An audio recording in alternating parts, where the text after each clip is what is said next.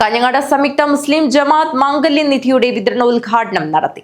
കാഞ്ഞങ്ങാട് മേഖലയിലെ മഹല്ലുകളുടെ കൂട്ടായ്മയായ കാഞ്ഞങ്ങാട് സംയുക്ത മുസ്ലിം ജമാഅത്ത് സുവർണ ജൂബിലി വർഷത്തിലാണ്. സംയുക്ത ജമാഅത്തിന്റെ ബൃഹതോ പദ്ധതികളിൽ ഏറെ പ്രധാനമാണ് ജീവകാരുണ്യ രംഗത്തെ ശിഹാബ് തങ്ങൾ സ്മാരക മാംഗല്യനിധി. മാംഗല്യനിധി 15 വർഷം പൂർത്തിയാകുമ്പോൾ 500ഓളം പാവപ്പെട്ട പെൺകുട്ടികളുടെ വിവാഹമെന്ന സ്വപ്നം പൂവണിയാൻ 5 കോടിയിൽ പരം രൂപ സഹായമായി നൽകിക്കഴിഞ്ഞ പദ്ധതിയാണിത്.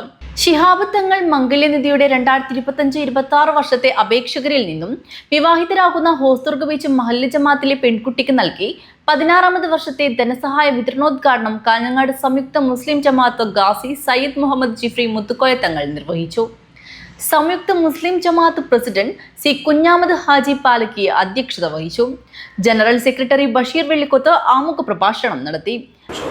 അപ്പം തങ്ങളാണെങ്കിൽ ഇന്ന് ഒരു ഓട്ടപ്പാച്ചിലാണ്.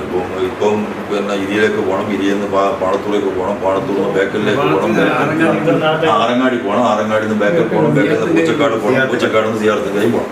അപ്പോൾ ഇത്രയും പരിപാടികൾ ഞാൻ അറിഞ്ഞെടുത്തേ പിന്നെ അതൊരു 2 പരിപാടിക്ക് എനിക്കും പോകേണ്ടതുണ്ട്.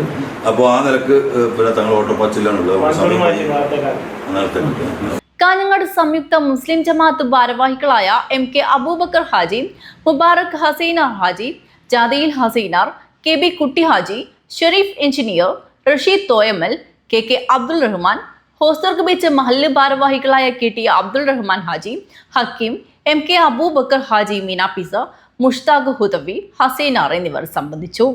News bureau, Kanhangad.